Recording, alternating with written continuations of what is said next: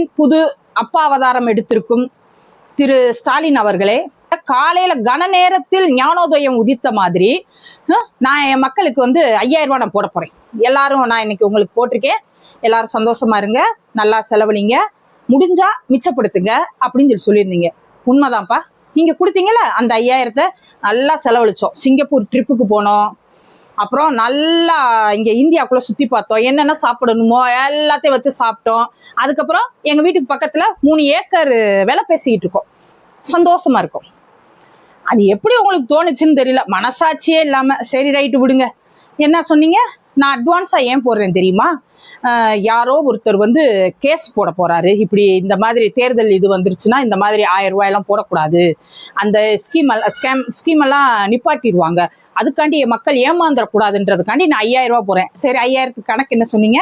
பிப்ரவரிக்கு ஏப்ரலுக்கு, பிப்ரவரி March April 3 மாசத்துக்கு. அதுக்கப்புறம் மே மாசத்துக்கு அது என்னது கோடை செலவுக்காண்டி ஒரு 2000 5000 போடுறேன்னு சொன்னீங்க. சரிங்கப்பா, ரைட்டு. இந்த 1000 3 மாசத்துக்கு சேர்த்து போட்டிருக்கீங்க. சூப்பர், ரொம்ப சந்தோஷம். நீங்க ஆட்சிக்கு வந்தப்ப அனைத்து மகளிருக்குன்னு சொன்னீங்க. ஆனா அனைத்து மகளிருக்குன்னு சொல்லல, தகுதி உள்ளவங்களுக்கு மட்டும்தான் கொடுப்பேன். நீங்க அந்த தகுதியை நீங்க எங்க கண்டுபிடிச்சீங்கன்னு தெரியல.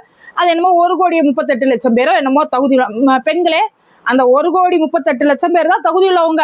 மித்தவங்க எல்லாம் தமிழ்நாட்டுல இருக்கவே தகுதி இல்லாதவங்க அப்படின்னு அப்பா சொல்றாரு. ரைட்டு விடுங்க. அந்த 1,38,00,000 பேர், அது தொடங்கையில 25 லட்சம் தான்.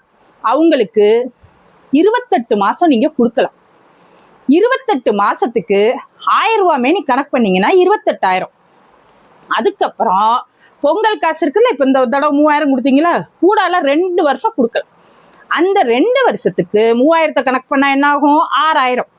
28ஐயும் 6ஐயும் கூட்டுங்க, எவ்வளவு வருது? 34,000. கணக்கு வச்சுக்கோங்க, 34,000. அதுக்கப்புறம் இந்த கோடைக்கால செலவுகள், ஆமா நம்மளுக்கும் 10 இளநீர்லாம் குடிக்கணும்ல, அந்த 2000. இந்த வருஷம்தான் கோடைக்காலம் வருதா? 26 தேர்தல் வர்ற வருஷம்தான் கோடைக்காலம் வருதா? இப்பதான் பெண்கள் கோடை காலத்துக்கு ரொம்ப அவதிப்படுவாங்கன்னு அப்பா நினைச்சிருக்காரு. அப்ப அந்த 4 வருஷம் கோடைக்காலம் வரவே இல்லையா? அப்ப அதுக்குப்பா 2000. அந்த 4 வருஷத்துக்கு ஒரு 8000.